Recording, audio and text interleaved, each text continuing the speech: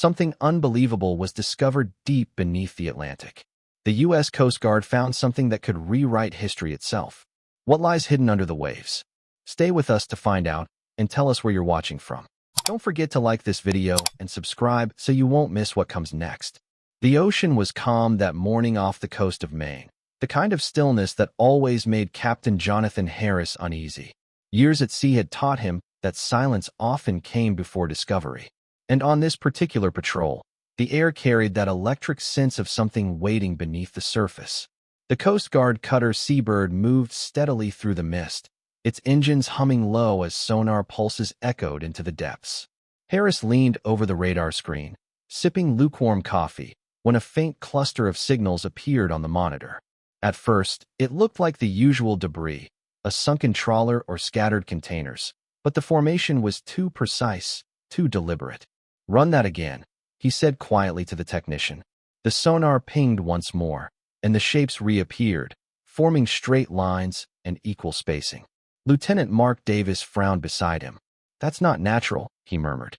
"Could be a wreckage field," another crewman suggested, though his tone lacked conviction. Harris squinted at the screen. There were at least a dozen objects, possibly more, spread evenly across a wide patch of seabed nearly 60 meters below. Whatever they were, they had been there a long time. Still, the symmetry was unsettling.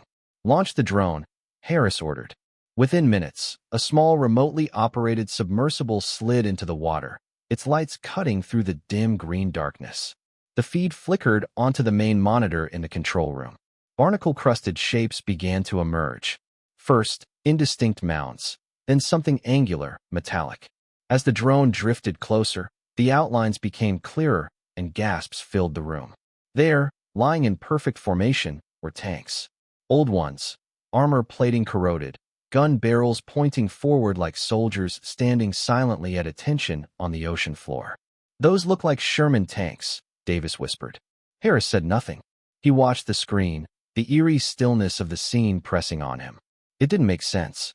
There had never been a report of armor lost in these waters. The tanks were aligned as if waiting for a command, each one perfectly positioned. The seaweed swayed gently around them, ghost-like. "Give me a depth reading and coordinates," Harris said, his voice low. "We'll log it and report to command." But even as he spoke, his curiosity gnawed at him. There had to be a story here. The sonar technician confirmed that the objects were metallic, roughly 30 tons each, no doubt armored vehicles. Harris paced, thinking. "We'll keep eyes on them until morning," he decided. As night fell, the cutter held position above the site. The crew gathered in small groups, murmuring about the discovery. Some thought it was an artificial reef built during the Cold War. Others joked uneasily about ghost tanks and cursed ships. Harris stood alone on the deck, staring at the dark expanse of water below. He had served 20 years in the Navy before transferring to the Coast Guard, and he knew the ocean didn't give up its secrets easily. Yet, this felt different. The precision of the formation, the age of the equipment, it all pointed to something intentional. At dawn, the decision was made to dive. The weather was holding, and curiosity had grown into necessity. The dive team was assembled, veteran diver Sam Wilson and his partner Laura Bennett, both experienced with wreck recovery. Harris briefed them personally, showing the sonar maps and drone footage.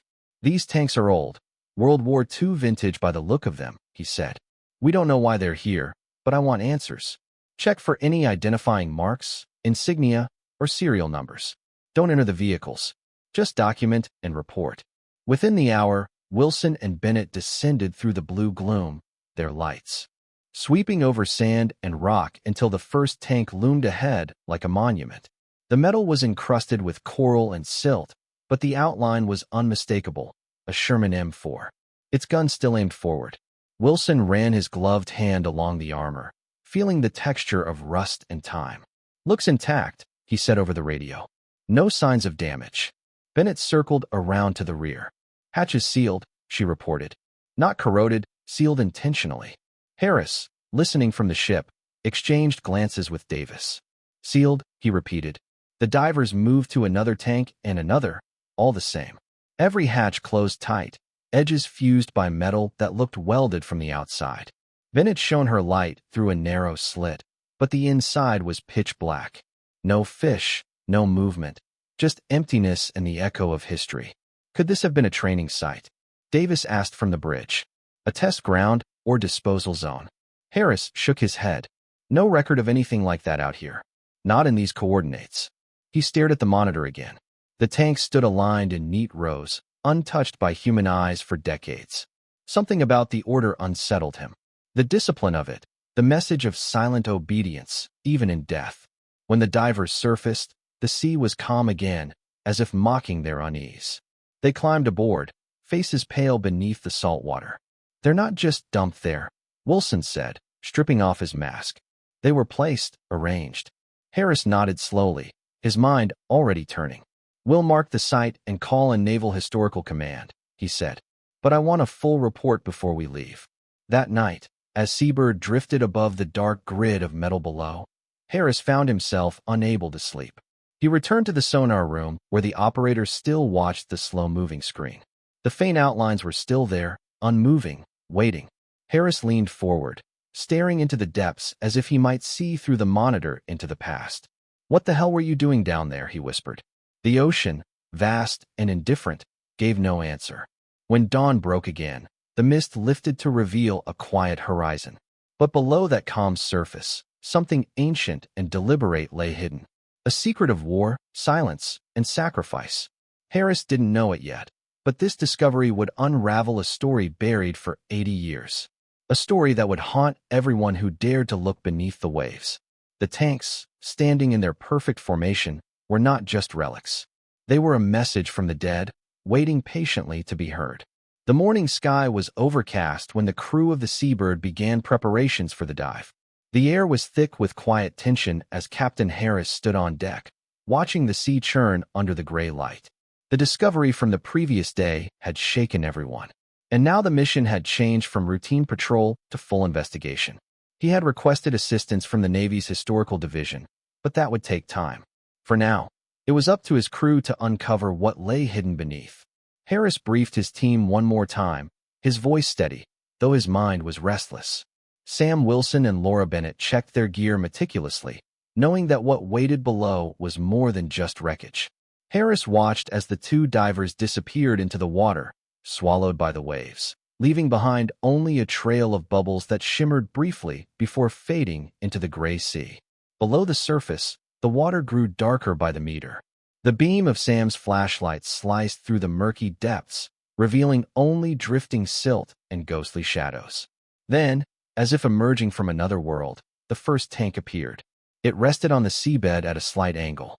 Its gun pointed forward, the once green armor now coated with layers of marine growth. Sam approached slowly, running his gloved hand along the hull. The texture felt wrong, not just corroded, but smooth in places, as though deliberately sealed. Laura hovered nearby, her light tracing the outlines of a faded white star barely visible on the tank's turret. "Definitely American," she said over the radio. "World War II-era Sherman, but what's it doing here?" Sam circled to the back of the tank and examined the hatch. It was shut tight, fused by an unfamiliar weld pattern. "It's sealed from the outside," he said. "Not corrosion. This was done intentionally." Harris's voice came through the comms, sharp and tense. "Copy that. Proceed carefully. Check for serial numbers or any identifying marks." Sam moved closer, brushing away silt to reveal faint engravings, but decades of salt water had erased most of the detail. He could make out a few numbers, nothing more. He drifted back, his flashlight catching the edge of another tank a few meters away.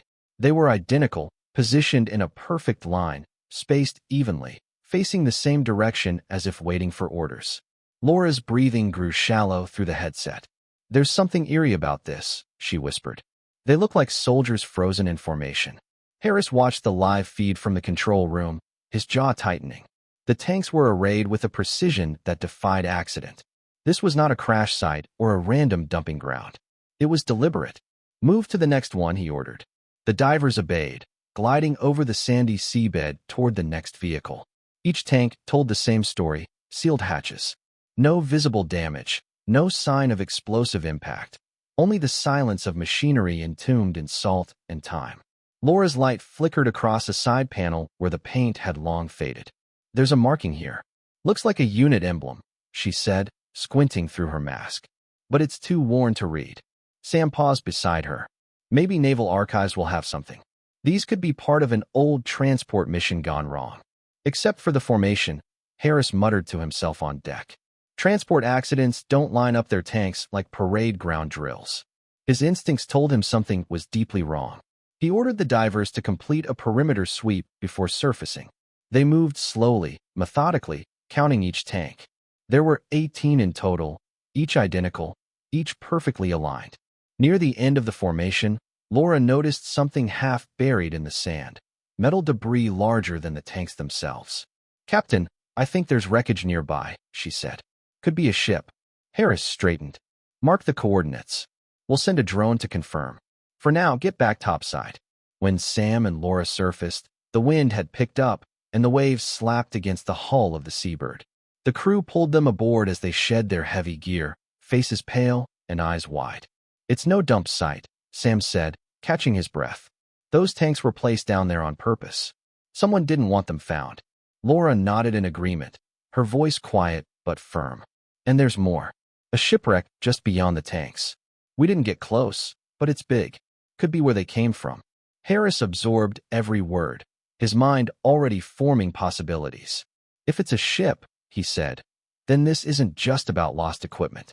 We might be standing over a grave." That night, the Seabird anchored near the site again. The crew gathered in the mess hall, their conversations hushed and uneasy. The drone footage from earlier runs played on the screen, grainy images of the tanks resting silently in their watery tomb. Harris stood apart, staring at the footage, feeling the weight of something ancient pressing down on him. He had seen wrecks before, planes, subs, forgotten vessels, but never something so precise, so orchestrated. He thought of the sealed hatches, the welds that looked too clean, the eerie stillness of the formation. He couldn't shake the thought that these weren't abandoned machines. They were locked coffins. Late that evening, Harris returned to the bridge. The ocean stretched endless and black around them. The sonar pinged softly, rhythmic and steady. Each pulse echoed through the hull like a heartbeat from the deep. He thought of the men who had once commanded those tanks, their voices lost to time. 18 tanks, he murmured. 18 crews. The math settled in his mind with grim clarity. Each tank carried 4 men, 72 souls. He exhaled slowly, staring into the darkness. "What were you doing out here?" he whispered to the sea. But the waves only answered with their ceaseless sigh. The next morning, the orders came in from command. Authorized recovery of 1 tank for surface inspection. Harris nodded silently as he read the message. The time for observation was over. Whatever secret the ocean had been guarding for 8 decades was about to rise into the light. The crane groaned under the weight as the first tank broke the surface of the water, streaming seawater like a creature being dragged from another world. The crew of the Seabird stood in tense silence as the massive steel hull swung over the deck, dripping salt and mud onto the planks below. Captain Harris watched closely, his jaw set, his hands clasped behind his back. It took nearly an hour to secure the tank on deck, and even then, it seemed to radiate an eerie presence, like it didn't belong in this century. The faded star on the turret and the corroded edges of the armor told their own story. American, World War II era, preserved by the cold depths. Harris circled it slowly, running his hand over the welded seams. "They weren't corroded shut," he said quietly. "These were sealed by hand." Lieutenant Davis glanced up. To keep something in. Harris didn't answer. Sam Wilson and Laura Bennett suited up again, not for a dive this time, but for inspection. The tank smelled of rust and ancient oil, a ghost of machinery that hadn't breathed air since 1944. Sam tapped on the hatch with a wrench. The hollow echo was sharp and unsettling. "Metal's solid," he said. "We'll need to cut it open." Harris gave a short nod. "Do it." Sparks flew as the cutting torch bit into the metal. The sound filled the air, grinding, shrieking, the protest of steel against steel. The crew stood back, waiting, the sea around them silent except for the hiss of flame and the cry of gulls overhead.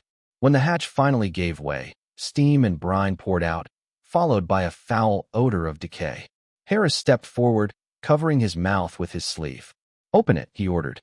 The door groaned open, and the interior was revealed in fragments. dark water, rusted controls, and the faint glint of something pale inside. Sam leaned closer with a flashlight. The beam caught a hollow shape, then another, bones. He froze. Inside the tank sat the skeletal remains of a man, still wearing the remnants of a uniform. A pair of rusted dog tags hung from the neck, swaying slightly as if disturbed by the breeze. Harris stared in silence, his expression hardening as he reached out and took the tags. The name was still legible, Private William Carter, 1944. The date struck him like a blow. "Dear God," someone whispered behind him. They were still inside. Word spread quickly through the ship. The crew gathered around in stunned silence as Harris examined the interior. There were no signs of violence, no bullet holes or shrapnel. The men inside had simply died there, trapped in their metal tombs. Laura's voice was barely above a whisper. Who would seal them in? Harris didn't respond. He stood for a long moment before finally stepping back and giving a quiet command. "Get me the Navy liaison on the line. We found human remains. This site is now a military investigation." Over the next hours, divers confirmed the same grisly truth. Every tank contained a crew, each one sealed from the outside. The remains were preserved remarkably well by the cold, oxygen-starved depths. Harris stood by as the reports came in. 18 tanks, 72 men. Each had died in place, seated at their posts as if still awaiting orders. The realization weighed heavily on everyone aboard. This was no accident. Someone had sent these men to their deaths and then buried them in silence. Night fell again, and Harris remained alone in the control room, staring at the sonar image of the formation below. The tanks stood like ghosts in perfect alignment, silent witnesses too. Whatever had happened all those decades ago, the storm outside had begun to rise, waves slapping against the hull, wind howling across the deck. Davis entered quietly, setting down a cup of coffee beside him. "You think it was sabotage?" he asked. Harris didn't answer at first. "Not sabotage," he said finally. "An order. That's what it looks like. Someone made sure they never came back." Davis frowned. "But why? Americans don't do that to their own." Harris turned, his eyes cold. "War makes men do worse." The following morning, with the storm past, Harris authorized further exploration. The divers returned to the depths to examine the debris Laura had noticed earlier. The feed came through the monitors once more. Dark water, drifting sand, and then the unmistakable outline of a ship's hull, half buried and broken apart. The nameplate was barely visible, covered in coral, but the letters could still be made out. USS Providence. Harris felt his chest tighten. He had read the name before, long ago in an old archive of missing naval vessels. The Providence had disappeared in 1944 with all hands lost at sea. No survivors, no explanation. Until now. When Sam's voice crackled through the radio, there was awe and fear mixed together. "Captain, the ship's broken open near the stern. It looks like the tanks were ejected through the loading bay. But sir, the blast marks aren't from an explosion inside. They came from above." Harris closed his eyes. "They were sunk deliberately," he murmured. "The tanks and everyone with them." He ordered all divers to surface immediately. Once they were safe aboard, he gathered his officers on deck. The sea was calm again, deceptively peaceful. "We've uncovered something that was meant to stay buried," he said quietly. 72 men went to their deaths without a word, and the truth went with them. Davis stared at the ocean, his expression grim. "What do we do now?" Harris looked down at the dog tags in his hand, the names still gleaming faintly in the sunlight. "We bring them home," he said. "Every last one." That night, as darkness fell over the ship and the waves whispered against the hull, Harris stood alone on deck, the wind cold on his face, the stars reflected faintly on the black water. And for a brief moment, he thought he could see them, the faint outlines of tanks far below, standing silently at attention, waiting for release. The ocean had kept their secret long enough. Now at last it was telling their story. The Seabird was no longer just a patrol ship. It had become the center of an investigation that reached deep into forgotten history. Within days of the discovery, a team of naval historians, forensic analysts, and military archivists arrived on site, their presence adding an air of gravity to the already somber atmosphere. Captain Harris briefed them personally, explaining every detail of what his crew had found. The tanks, the sealed hatches, the human remains, and the nearby wreck of the USS Providence. It was all too deliberate to be coincidence. Dr. Margaret Ellis, a historian specializing in World War II naval operations, listened intently as she examined the footage of the site. The Providence, she said slowly, was reported lost in 1944 during a classified transport mission. Officially, it was carrying supply vehicles for an Allied operation off the European coast. But these coordinates, this is nowhere near Europe. Harris nodded grimly. So what was she doing here? The divers continued their work, collecting serial numbers, insignia fragments, and even remnants of uniforms. Everything pointed to the same unit, the 3001st Armored Division, a regiment that had been listed as missing with no record of recovery. For decades, their fate had been nothing more than a line in the archives. Now, their story was resurfacing piece by piece. Forensic experts confirmed that the tanks were sealed with industrial-grade welds made from naval stock, the same materials used by ship maintenance crews during the war. That detail alone changed everything. It meant the sealing had been ordered, and it had been done aboard the Providence before she sank. In the ship's command room, Harris and Ellis pored over declassified military documents transmitted from Washington. Many pages were redacted, whole sections blacked out. But one file caught Harris's eye: Operation Deep Anchor, a mission approved in early 1944. The objectives were vague, involving the transport of modified armored units for experimental deployment. The signature at the bottom was from Rear Admiral Henry D. Caldwell, a name long buried in history. According to the records, the Providence was to deliver the cargo across the Atlantic, but never arrived. A final transmission had been logged from its radio operator, a short, fragmented message. Engines failing, orders unclear, locking hatches per command. Then silence. The meaning was devastating. The evidence now pointed toward a deliberate act, a decision made to prevent something from being revealed. Ellis's face paled as she read the reports aloud. The tanks weren't cargo. They were manned. Those men weren't passengers. They were sealed inside before the ship went down. Harris leaned over the table, his fists clenched. They were sacrificed, he said, buried under orders. Davis, who had been standing silently near the door, finally spoke. But why seal them in instead of evacuating? What could justify that? Ellis hesitated, choosing her words carefully. In 1944, there were rumors about experimental crew protocols. Units trained for chemical exposure, radiation shielding, even psychological endurance tests. It's possible these crews were part of something top secret, something the government couldn't allow to surface if it failed. As the investigation deepened, divers explored the remains of the Providence more thoroughly. Inside the shattered hull, they found more bodies, sailors still at their posts, their skeletons undisturbed. In the captain's quarters lay a waterlogged logbook, its pages decayed but partially legible. The last entry, dated May 14, 1944, read only.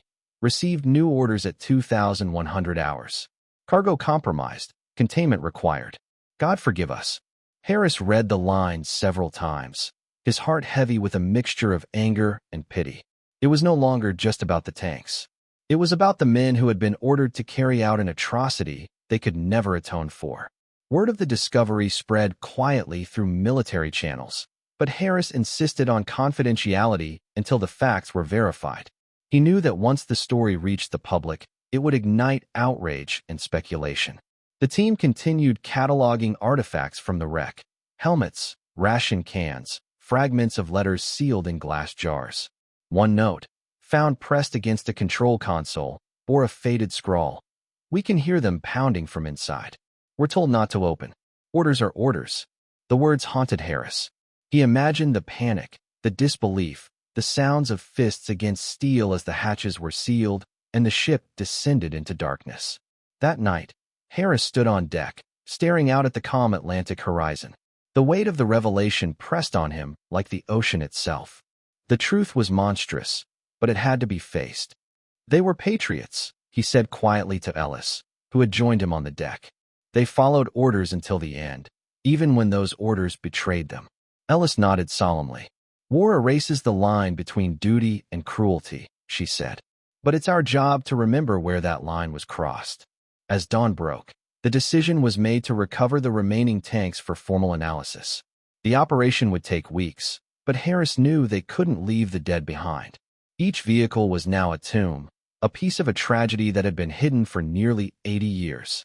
The official report drafted by Ellis and Harris would later conclude that the USS Providence was deliberately sunk under secret wartime orders, sealing the fate of 72 soldiers to prevent classified information from escaping. The truth would be submitted to the Department of Defense under the heading, Recovered Evidence, Operation Deep Anchor. As Harris signed his name to the bottom of the report, he paused. The sound of the sea drifted through the cabin window, rhythmic and eternal. He closed the folder, his eyes distant. "They deserve better than silence," he said softly. "We'll bring them home." And with that promise, the long-hidden secret of the Atlantic began its journey toward the light, one tank at a time. The recovery operation took nearly 2 months. One by one, the tanks were lifted from the depths, their rusted shells breaking the surface of the Atlantic with mournful groans that echoed across the water. Each time a hatch was opened, silence fell across the deck of the Seabird. The remains of men who had been lost for 80 years were handled with reverence, their dog tags carefully catalogued, their fragments of uniforms preserved in watertight containers.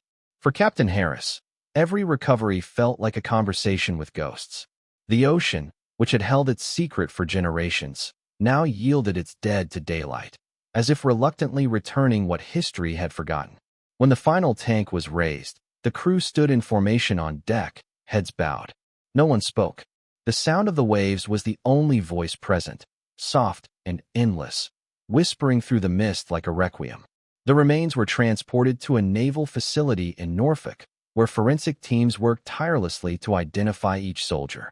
The process was long and painstaking, but through dog tags, dental records, and preserved fragments of documentation, nearly all 72 men were named. Their identities were sent to surviving relatives scattered across the country, families who had lived with the word missing for generations, never knowing what had truly happened. Some were elderly widows in quiet nursing homes. Some were grandchildren who had grown up with stories of heroes who never came back. When the letters arrived, many of them wept, not only for the truth, but for the fact that someone had finally gone looking. A month later, the men of the 3001st Armored Division were laid to rest at Arlington National Cemetery. The ceremony drew crowds from across the nation, veterans, officials, families, and ordinary citizens who had heard whispers of the discovery. Rows of white coffins draped with American flags lined the green field, each one a symbol of honor reclaimed. The Marine Corps band played softly as the names were read aloud, one after another, until the air itself seemed heavy with memory. Captain Harris stood among the front rows in full dress uniform, his cap tucked under his arm. He had been asked to speak, though words felt inadequate for what they had found beneath the sea. When his moment came, Harris stepped to the podium, his voice steady but low. "For 72 men, the war never ended," he began. "They followed their orders, believing they were serving a cause greater than themselves. But war sometimes buries truth as deeply as it buries the fallen. These men were sealed away, not just beneath the ocean, but beneath silence and secrecy. Today we break that silence. Today we give them back their names, their dignity, and their place among those who gave everything for their country." His eyes swept across the crowd, faces streaked with tears, hands clutching photographs. "We cannot change what was done," he continued, "but we can remember, and in remembrance there is justice." As the final notes of taps drifted through the cemetery, Harris felt something ease inside him. For weeks, he had been consumed by the enormity of what they had uncovered. The cruelty of the act, the bureaucratic coldness of the reports that had erased human lives with a single line. But here, under the open sky, surrounded by the sound of mourning and the flutter of flags, it felt as if the ocean itself had finally exhaled. The men who had waited in silence for 8 decades were finally home. Later that evening, when the crowds had dispersed and the sun dipped low over the Potomac, Harris walked alone among the fresh graves. The air smelled faintly of rain and earth. He paused. Before one of the headstones, its inscription newly carved: Private William Carter, 3001st Armored Division, 1944 to 2024, home at last. Harris rested his hand on the stone, his throat tightening. "You were soldiers," he said quietly. "You deserved better. I'm sorry it took this long." The wind stirred, rustling through the rows of white marble, a sound like distant applause or a whispered thank you. That night, back aboard the Seabird, Harris stood once more on the deck, watching the dark waves roll beneath the stars. The ocean no longer felt hostile or secretive. It felt vast, eternal, a keeper of truths that human hands could only borrow for a moment. The tanks were gone now, reclaimed by memory instead of water. And yet he could still see them in his mind, lined up in perfect formation, steadfast even in death. They were not a symbol of tragedy anymore. They were a testament to loyalty, to courage, and to the cost of blind obedience. As he looked out over the black horizon, he whispered one final promise into the wind. "Rest easy, boys. You're not forgotten anymore." The waves broke softly against the hull, and somewhere deep below, the sea was quiet at last. The ocean keeps many secrets, but some can't stay buried forever. What do you think really happened down there? Share your thoughts and tell us where you're watching from. Like this video and subscribe for more stories that the deep sea tried to hide.